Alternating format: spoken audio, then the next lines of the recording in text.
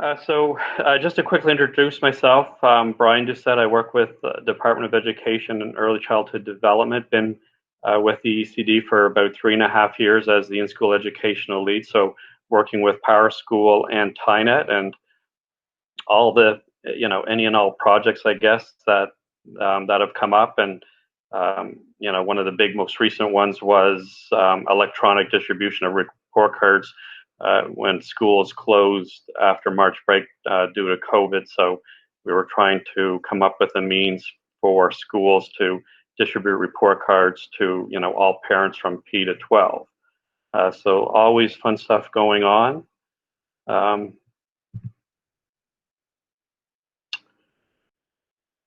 So the agenda for the next hour is just like I said, it's a basic introduction. So just going to go through an overview of the major components of PT Pro, setting it up, working with categories and assignments, scoring assignments, and I'll leave you with some additional resources that you can look at once you leave this session. So the key points is just getting started, just how to navigate within the gradebook using whichever browser you prefer to use. Looking at some of the key setup features that you can configure for your individual gradebook, such as adding class descriptions, custom class names, how you want to configure information in terms of how they appear in your gradebook. We'll be looking at working with assignments, creating assignment categories, and creating assignments, and perhaps even you can copy, duplicate assignments, and you can link assignments to multiple classes. So we'll look at some of those features as well. And of course, when you create those assignments, you're also scoring them. So I'll show you a couple different ways that you can approach that. And for elementary, I'm not sure to what extent you plan on using PT Pro in terms of recording or tracking your assessment information, but with elementary, all the outcomes are imported into PowerSchool, so you can link your curriculum outcomes to your assessments that you create in Pro, and then you can score that using those achievement level scores, the 1 plus, 2 plus, all the way to 4. And there's actually a brand new feature that's being introduced in Pro when PowerSchool over the next few weeks gets upgraded to version 19, which is a fantastic feature for teachers who are linking those outcomes and want to look at outcomes-based assessment and evaluation. So that's kind of what we're going to cover. There's a lot there, so we'll see how in-depth we can go with some of these things. So first of all, just to an overview. Let's see. All right. So I'm just going to jump here to my PowerTeacher login page. So to access PowerTeacher Pro, it's no different than how you would have accessed Gradebook if you were using Gradebook last year. You need to first log into PowerTeacher using your teacher account. And the account that I'm using, it is a development server. So all the data has been scrambled. So you're going to see student names, you're going to see teacher names, but all of those names are just randomly imported names. So they don't actually belong to any students in Nova Scotia. So hopefully this screen looks familiar. This is your sign-in page where you probably, as elementary teachers, are customarily taking your homeroom attendance. Let me just jump to Brookland Elementary so we can see an elementary teacher's assignment. So where is my homeroom class? There it is right there. So taking, you may be accustomed to using PowerTeacher to take attendance. And you'll notice below each of these sections, they all indicate PowerTeacher Pro. So I'm just going to click on English Language Arts 4. and this will just launch PT Pro. So with PowerTeacher Pro, there's no more dependence on Java, like was the case with Gradebook. So Gradebook was kind of limited in how teachers could use it. They had to basically use it on their laptops or desktop computers. The nice thing with PowerTeacher Pro is that it's web-based, so it just opens up in your web browser. So it expands the capabilities for teachers because you can use it still, of course, on desktops and laptops, but you can also use it on Chromebooks, which are commonly seen in our schools these days. The old Gradebook you could not use on a Chromebook, but certainly PowerTeacher Pro you can use on a Chromebook. You can use it on an iPad, Android tablets, and even your mobile devices. Though I probably wouldn't be logging into PowerTeacher Pro to do a whole lot of work on a mobile device, but if there was something that you need to quickly log into to take a peek at, to verify, you can certainly do that on your mobile device. So you'll see here, I'm in PowerTeacher Pro, and it defaults to my assignment page. And you can see that I have some assignments already created for this class, for the 1920 school year. And you can see the dates that they were assigned. You can see the score type.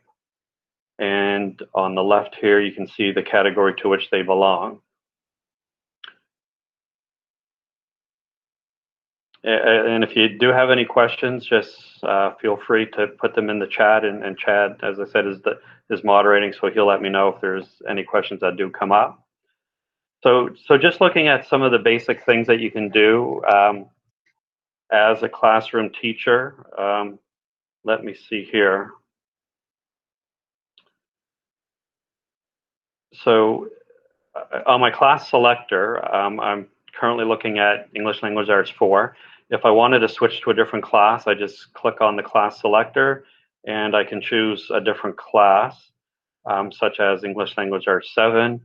And when I click on the selector, you'll notice that I have two sections of ELA 7.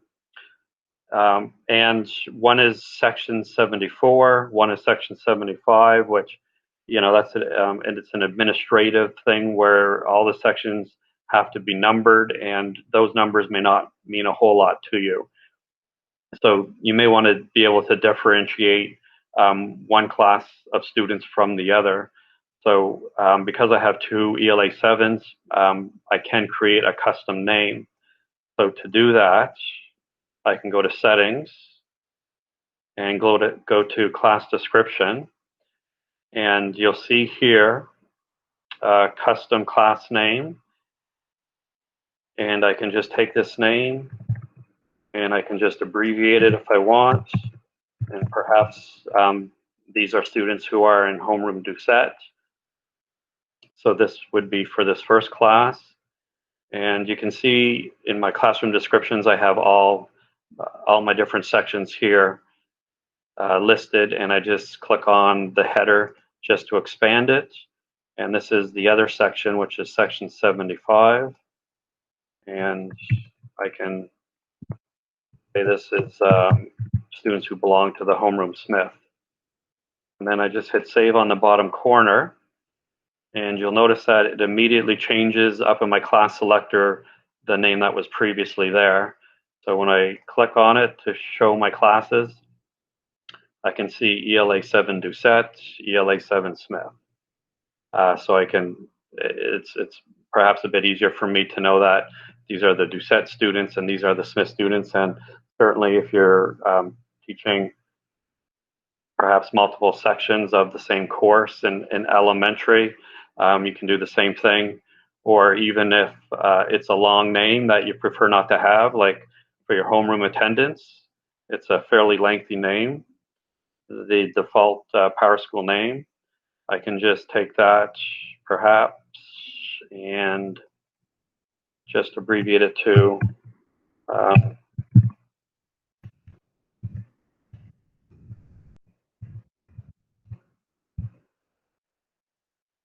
just homeroom attendance AM, and then do the same thing for my PM section. So you don't have to go with the default PowerSchool names that are here in PowerTeacher Pro. You can create your own custom names or just abbreviate them, shorten them up if you would like to. Brian, we do have a question. Yeah, okay. And it comes from Miriam, and is what option in setting do we have to click? Okay, so in settings, the link is class descriptions. So all your icons are here on the left, and we'll go through some of these links in here, but we're just starting with the setup configurations in PowerTeacher Pro. And it's also in the PowerPoint as well. Not that I'm going to be going to the PowerPoint a whole lot, but I'm just jumping here. So setting up Pro. So there it is right there. Details on adding a custom name for your classes, settings, class descriptions. And the PowerPoint is posted on the slide deck, so you will find it there. It's called PowerTeacher Pro. All right, thanks, Mary, for that question. And also within the classroom, also within the class descriptions is an area where you can put in a class description for each one of your sections. So if it's your course syllabus, your course outline, it's perhaps your teacher website, you can link to all of those. You cannot attach documents. So if you wanted to attach your course outline as a PDF, you would not be able to do that. But if you had it as a Google Doc, you could add a link and you could link to that document. Or if it was mostly text-based, you could just copy the text from your Word or Google document and you could just paste it into this area here for your class description. And this isn't really for your purposes because you have your class description saved, but just keep in mind that parents and students can log into the student parent portal. Granted, the uptake at elementary is less so than it is at secondary and certainly at senior high level. But if it's something that you do perhaps intend to use to some degree, you can certainly promote it to your parents and work with your administrator to get your parents set up with parent portal accounts if they don't have them set up already. So that way, when they go into the portal and they click on this class, for example, if it's English Language Arts 4, 7, whatever it may be, they can get more information about those classes if you've put something here in the class description, whether it's straight text like you see here, just class description, or if you're linking to a Google document or a website. And you can add those class descriptions for each and every one of the classes that you do teach. And you'll see that I've got a bunch of sections here, and it's just because I've tried with one account just to provide a variety of teaching assignments, some that are elementary, junior high, and senior high. So I know it makes my account a little bit cluttered, but yours will probably be a lot cleaner. Certainly at lower elementary, you'd be looking at your homeroom sections and your integrated English and your integrated math, and perhaps if you have combined classes, you'd have those courses at multiple grade levels. But I know this is pretty lengthy, my list of assignments. So that's some of the setup features here. You can go into display settings as well. I don't want to spend a whole lot of time here, but just to go in here very quickly. And the nice thing about Pro is if you do make changes, it always prompts you to save those changes before you jump to another page. So like I said, not to spend a whole lot of time here, but there are ways that you can display student names if you want them by last comma first or first last. You can sort students by different ways. This is nice. You can have newly enrolled students attached to the bottom of your list, or you can just have them sorted alphabetically. So those are things that you can alter in your display settings for your individual gradebook. And you can also display how your courses appear in your class selector. So if you're first logging into Pro, and if you're not seeing the course names, it may be due to how your class names are displaying and sorting. So under display settings, I just normally choose by section number, then sort by course custom name. And then I just hit save, and that way, when I look at my class selector, I can always see my custom names in here, and it seems to work well for me just to sort by this third option under my display settings. But other than that, I'm not going to go into a whole lot more. Any other questions up till now? So just looking at the PowerPoint, which I guess we've covered those slides. So that takes us to working with assignments and creating categories. If there are no other questions, I will just jump to that. So we're going to head to grading. So I'm going to click on grading and categories. Now, what you'll see here is a huge list of categories, and these are categories for my gradebook account. So they're just not for this particular school, but they're for the other schools that I'm assigned to as well. So because I also have science and math and ELA, social studies in my teaching assignment, that's why you'll see a variety of different types of categories.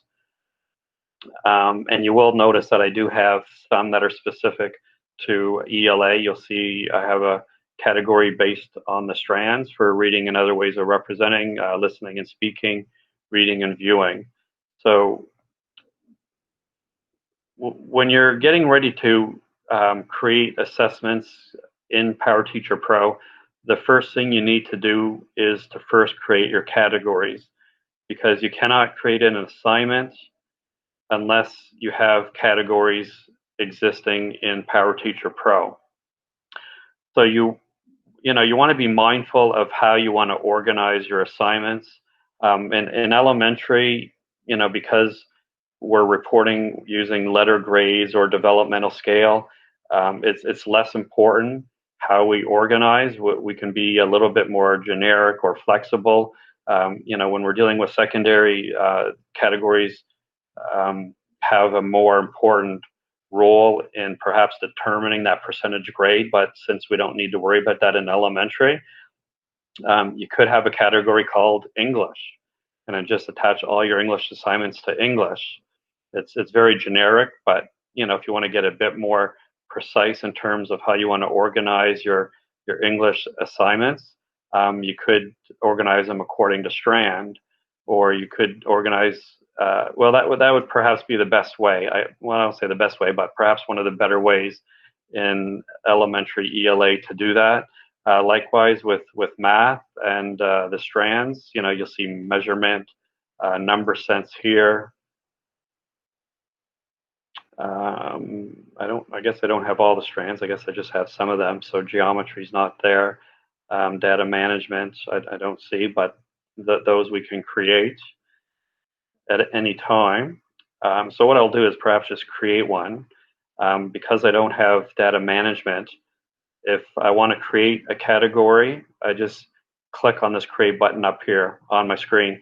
It doesn't matter what page I'm on. I could be on any of these pages that are available to me, but this create link will always be here. So I'm just going to click on the create button and create a category, and select class. If I'm going to create something for elementary math. I'm going to maybe attach it to Math 4, and you see I have Math 4 IPP. And I'm just going to call it geometry, give it a color, and I can put a description in here as well. Just like I showed you previously with the class description for each of the courses that you're teaching, you can put in a description if you want to put some details about the particular category that you're creating. So if this is geometry, you can put some information that informs the parent as to what the geometry strand is covering in grade 4 math. So you can put some information here. And just like the class description, if it was something that was a Google document or a web page, teacher web page, you could add that link here and have that as part of your description. And I'm just going to save this. And what it usually does is add any new categories to the bottom of your list. And if you want to reorganize the order of these, like I have measurement and number sense here. If I wanted to move geometry up a bit higher, you just have to kind of click on the arrows, and just bear with me while I do this. I'm just going to hit this a few more times and just maybe just put it up here alongside my other math strands.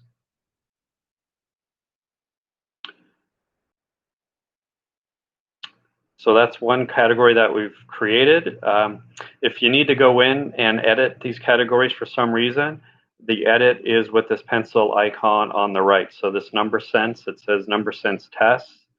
I don't like that word test in there because number sense could involve other types of assessments beyond tests. So I'm just going to delete the word tests in there. You'll also notice, and again, this, I haven't perfected this this sandbox account, so you'll notice some weird things. For example, you'll notice that it's attached to English Language Arts 7, which really you wouldn't be doing. So what I can do is I can just unclick it from there, unclick it from this ELA class, and just maybe make it available to Math 4 and my Math 8. I'll leave it as that, which is fine. So I'm not going to spend time right now cleaning this up, but that's something that you can do as well. So the categories, you can create it for a single class or a single section, or you can link it to multiple sections. And that is creating categories. So like I said, before you can actually get to the point of creating an assignment, before that you need to create your categories, because all assignments need to be attached to a category. So if you don't have the categories, you won't be able to create your assignments. Any questions on categories? I'm not. Hopefully the pace is manageable. I'm not going too quickly.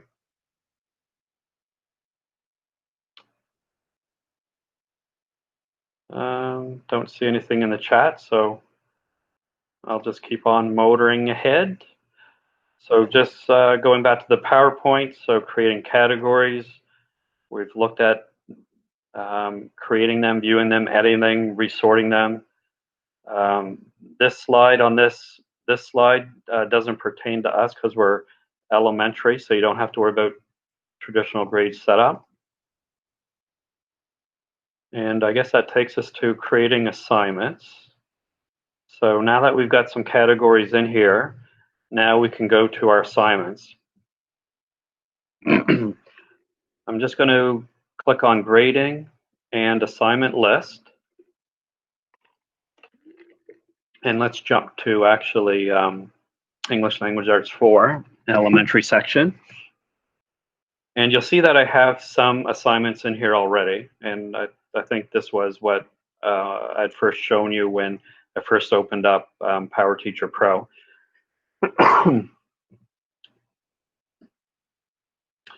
You'll see the edit button here if I needed to edit one of these assignments. And if I wanted to create an assignment, I just like I did for the category, I click on the create button, create an assignment. And I guess just bear with me while this window opens up. Sometimes it takes a little bit of time. The first instance that you open up this window, whoops, I mistakenly closed it. There we go. So I'm going to create an assignment, and it's just going to be for this class, English Language Arts 4.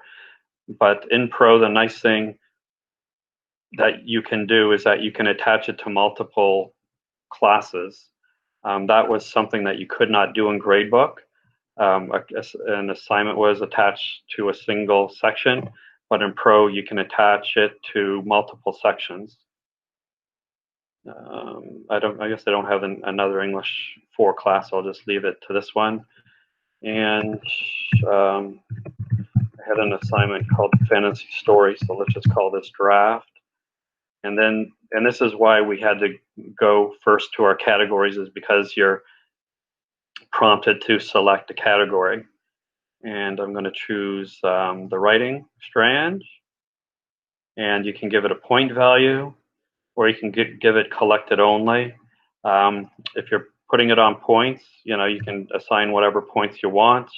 The due date, let's just backdate it to April.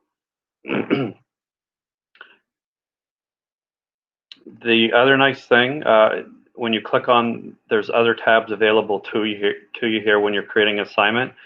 Another nice feature with Pro is that you can assign assignments to particular students. So by default, when you create a new assignment, it applies to all students. And this is great for like differentiated instruction, or if you have an IPP class.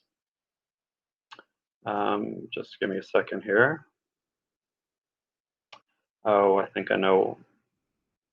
I think it's because it's beyond June. The students are no longer enrolled in the class, so that's why it's showing 0 students.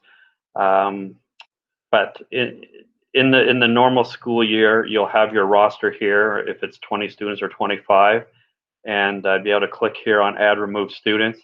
And if it was an assignment in an IPP class, perhaps I have 5 students or 3 students, and the assignment applies to just 1 or 2 students, I can assign it just to those individual students. So I'm only able to score or add scores to the students who are linked to that assignment. And in the portal, when students and parents are looking at all the assignments for themselves or for their child, they will only see those assignments that are linked to them. That was one of the frustrating things with the old Gradebook, is that when you created an assignment, it always applied to all students. And how would you kind of inform a parent that this particular assignment didn't apply to their child?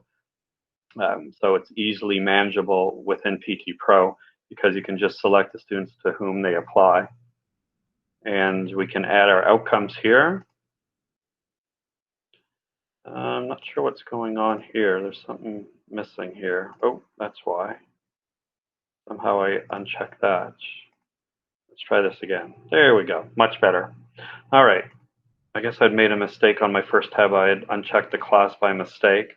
So now you see here on the Students tab, here's my roster. And you can uncheck all just by hitting the check box above the roster name. And if this assignment only applied to these 3 students, I could check them off. And if I wanted to, on the Outcomes tab, like I said, all the outcomes are imported into PowerSchool. So I could link these 2 writing outcomes to this assignment. And then it's just set to default publish immediately, and I can hit save and close. So we've just created this fantasy story draft assessment. And when I click on it, you'll see that even though I may have 20 or 15, whatever students in my class, I'm only going to see the 3 to whom they apply. So I can either add scores, because this is scored out of 5 points, so I can't put any scores higher than 5. So it could be it, could be a rubric that you have or whatever. So I can put in my scores here, and you'll notice that I have linked outcomes here. So another thing I could do is put in the achievement level scores as well.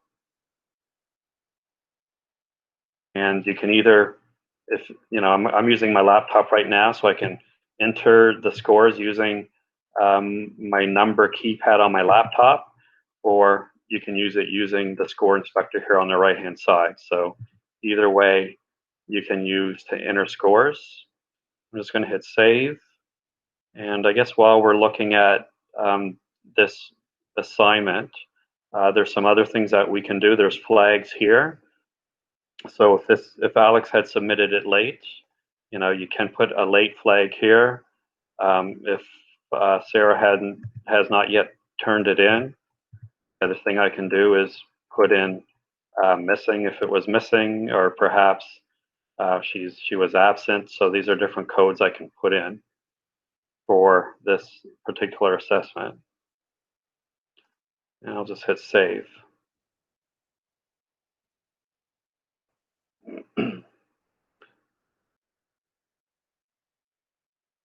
Another view that I have in my grading is the score. Brian, we do have a question. Okay. Is there a place to write a comment linked to the outcomes? Oh, good question. Let me go back to assignment view or assignment list. So what you'll what you notice here is I may want to put some descriptive feedback for this particular outcome. Like say Alex is struggling with these writing outcomes.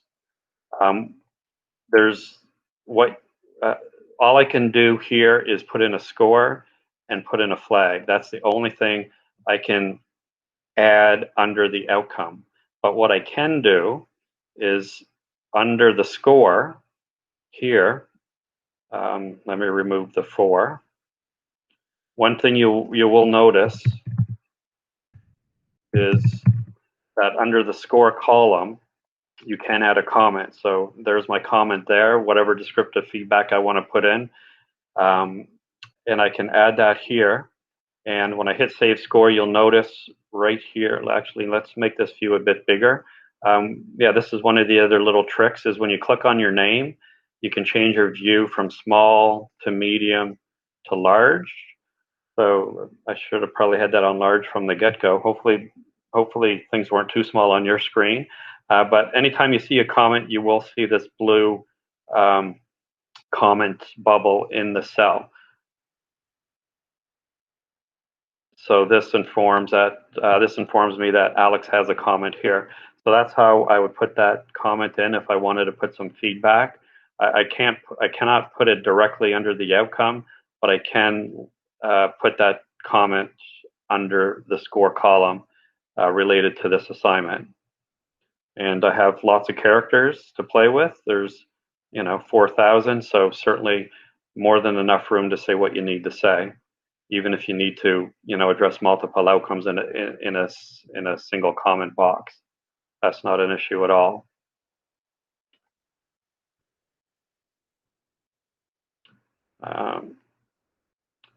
So this is just a different view of my gradebook.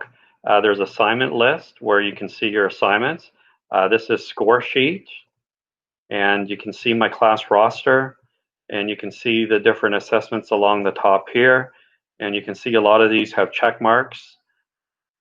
What I've done is, as opposed to putting in raw assessment scores, I've been putting in achievement level scores. When I've created these assignments, I've been linking the outcomes, and I've been putting the achievement level scores. So that's where I'm going to see more information as opposed to the score sheet, but I can see flags here.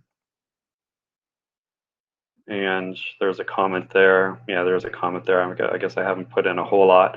And you can see other flags that you may have in the system.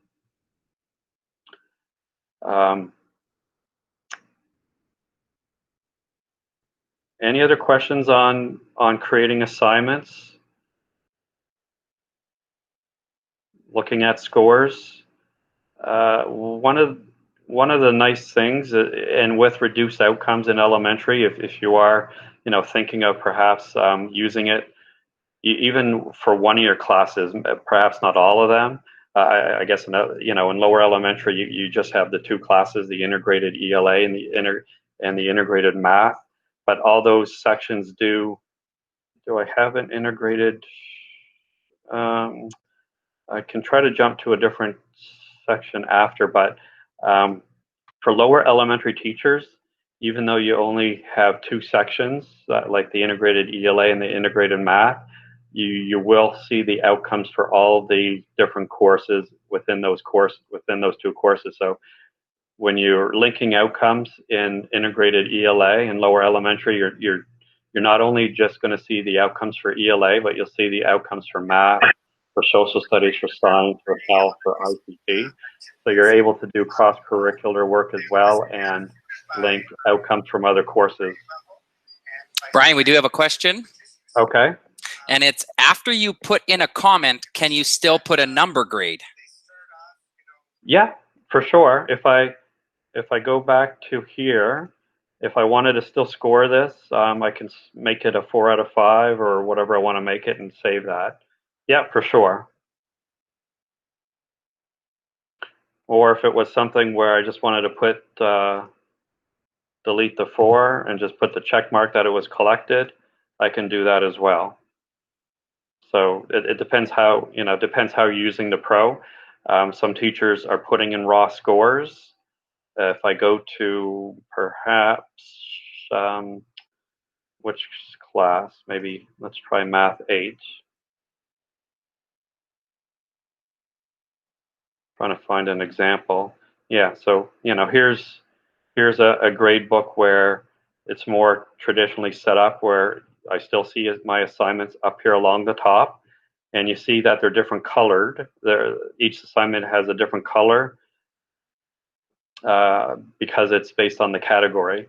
So this is my number sense category, so it just happens to be that number sense is pink, and this is measurement, so it's blue.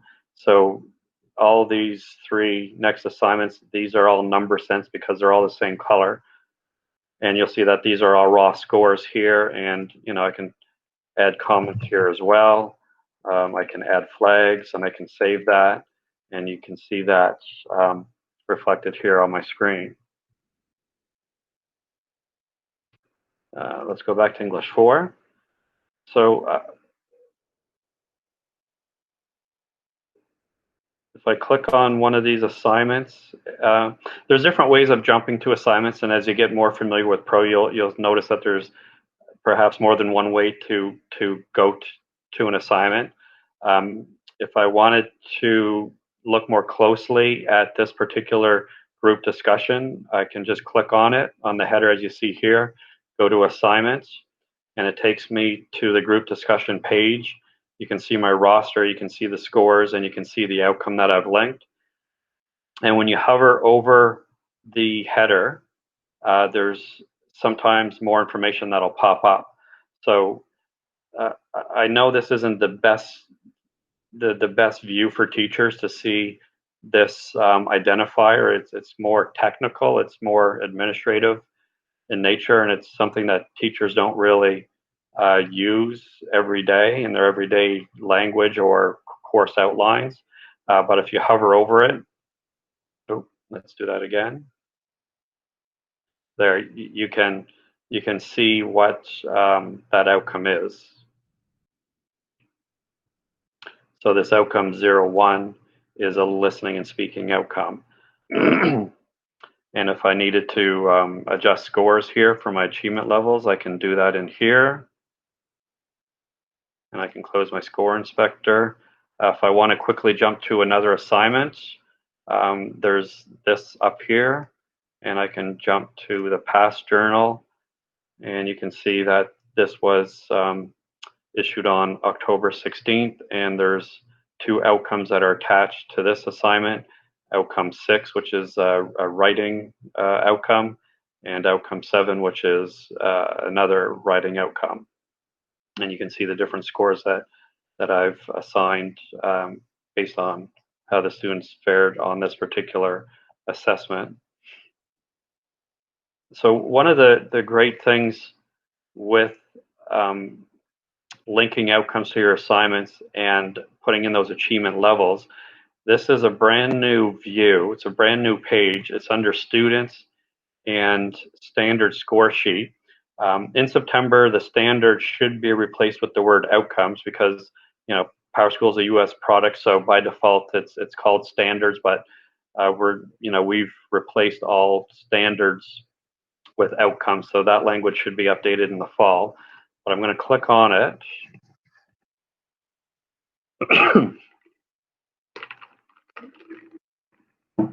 And this page is a bit slow to load. We're working with PowerSchool to try to resolve this. So hopefully we can get this fixed sometime in the near future. But it does take about 30-40 seconds to load.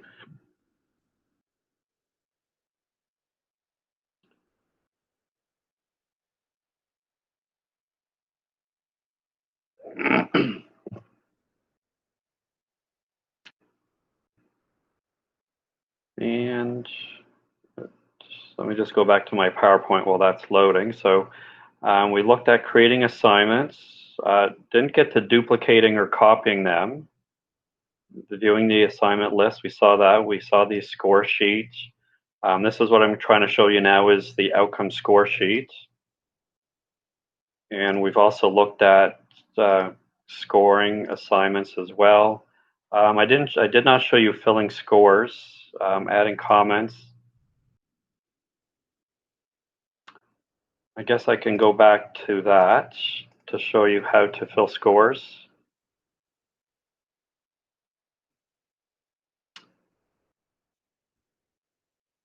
My goodness, this is taking much more time than it should. There we go. So I'm just going to put my view down a little bit. So the great thing about this outcome score sheet is that it focuses on one student at a time. So here I'm looking at Alex, and on the left here you can see all the assessments that I've added in my PowerTeacher Pro. And you can see scores, excuse me, and flags and comments. And here you can see all the outcomes. So here's outcome 1, which was the listening and speaking outcome, outcome 2, which is reading and viewing, and outcome 4, reading and viewing. And there's different things you can do. You can set different columns. I think the maximum is 25 or 20. So if you want to display 20 columns and kind of scroll across, you can do that as well. So the nice thing with this score sheet is that as you add assignments and as you add your achievement levels, you're linking outcomes and putting in your achievement levels for your different assignments. And you can see that these are dated from the least recent to the most recent. So when you're looking at this student's progress, in this case Alex, you can see how Alex was performing on outcome 6, this reading, writing strand or writing outcome in the fall, and how he's progressed over time, up until April. And what it does here at the very top is where I've got it highlighted, is it creates a rolled up score, which is the average of the 3 most recent outcomes, which is how I have it set up in my gradebook. If you go to your settings and your display settings, you can alter how that is determined. You could make it the 2 most recent, 4 most recent, but by default it's the 3 most recent. I put in a value of 2 here. Maybe it's a 3+. So I'm just going to hit save. And what you'll notice is that the rolled up score here has now increased from what it was before based on the changes here. So even if I made this 2+ a 1 and hit save, the score here is still going to be a 3 because the average is based on the 3 most recent, and this was 5 assessments ago. So these scores here don't even factor in to this rolled up average. So for EL, if I'm tracking my assessments in Pro, linking my outcomes, putting my achievement levels, I can see at the end or towards the end of each reporting period how the student is doing in relation to each of these curriculum outcomes.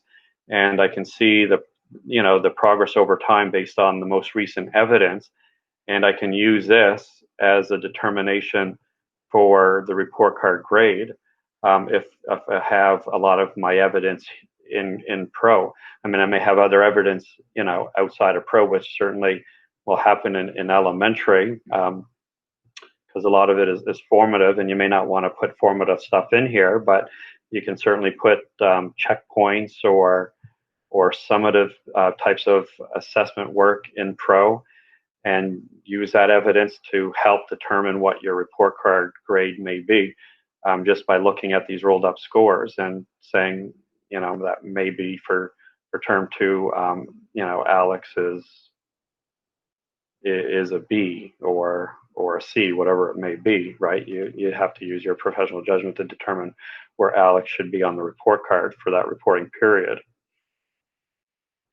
So that's a great view. It's students and the standards or the outcome score sheet, because you can see all that evidence one student at a time. So once I've looked at Alex's progress over the course of the reporting term in ELA 4, then I can click here and I can go down to the next student, Josh. And I think again we may be dealing with this lag and refresh time, which hopefully PowerSchool can resolve for us, because for teachers who are doing outcomes-based assessments and who are putting those achievement levels in Pro, this is a great view to have. Whether you're an elementary teacher doing letter grades or developmental scales, or even for secondary teachers who are doing percentage grades. Yeah, and that's just going to take a little bit of time. Are there any other questions?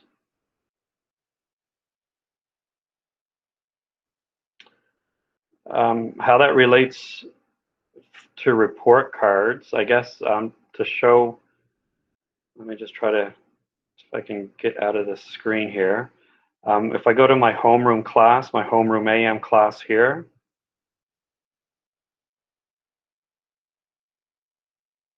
and if I go to grading and outcomes, so for the report card, for learner profile, I'll go to grading, and outcomes is just where I clicked. And you'll see here, again, you have these identifiers, which don't mean a lot when you're new to Pro, but when I hover over it, completes classworks, completes homework. So you can see all the different learner profile categories. And this is where my comment goes, because this is where you can see the little comment icon in the corner. So just to show you about filling scores, say in December for completes classwork, most of the students are developing as expected.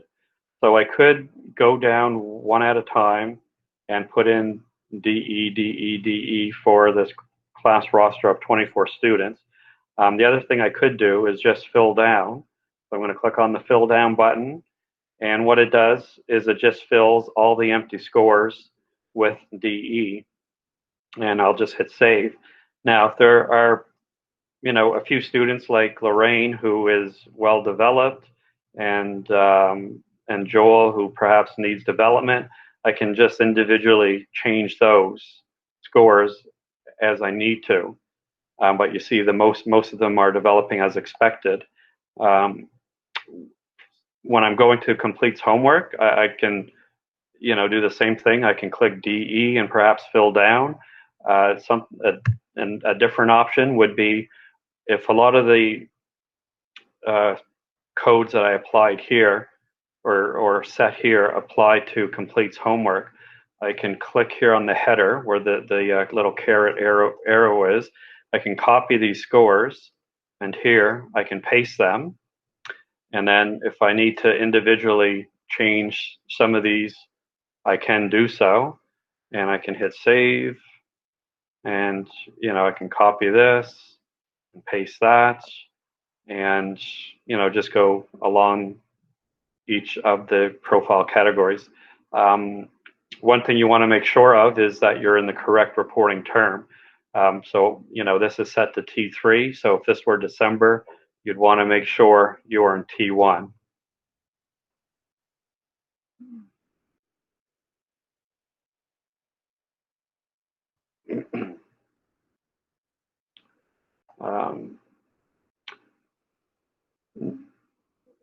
I guess we're nearing the end. In the PowerPoint that's on the slide deck, the second last slide, I put in some resources that you can, that you're certainly free to visit at your leisure. One of the things that we do have on the iNSchool site, which is linked in the PowerPoint, if you click on Teachers, and there is a PT Pro e-learning course that I had started developing a couple summers ago, and have kind of added to it. So this is kind of meant to be interactive, and it has 59 lessons in total. So there's introduction, there's setting up PT Pro with section 2, there's working with categories, section 3. So some of the stuff that we quickly covered today, section 4 is working with assignments, working with marks and grades, analyzing progress. We didn't get to that, but there's some cool features in Pro. Brian, we do have a question. Yeah. And it's, do we have automatic access to PowerTeacher Pro in September? How do we get access? That would be up to your school. If your school or yourself on PowerTeacher Pro, you can request that access perhaps through your administrator, but also your regional PowerSchool project manager. They may have a plan for your school at which point teachers will be moving over to Pro, but certainly have that conversation. There may be a way to get onto Pro right away if you're interested in using Pro right from the onset of the school year, because schools have until June 2021 to migrate over to Pro. So I'm not exactly sure what each region and each school is doing. I know a lot of schools have already moved over to Pro, but certainly ask your administrator if you'd like to get that migration done right away in September.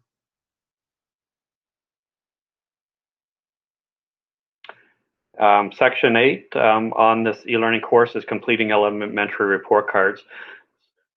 So there's a bunch of different lessons on assigning grades. It's all related to report cards. Again, it's interactive, so there are some videos and different simulations that you can do within here. These give it a try. So it kind of shows a grade book, so you're actually able to kind of mimic what you'd actually be doing. The instructions are here, so you click on grading, click on outcomes, and then change the reporting term to T2. So you just kind of go through, and it just kind of directs you just to simulate how you can do certain report card task or whatever lesson that you're in. So that's an e-learning course. I'd certainly recommend taking a peek at that if you're looking at revisiting some of the things that we covered today, or if you just want to delve deeper into PT Pro.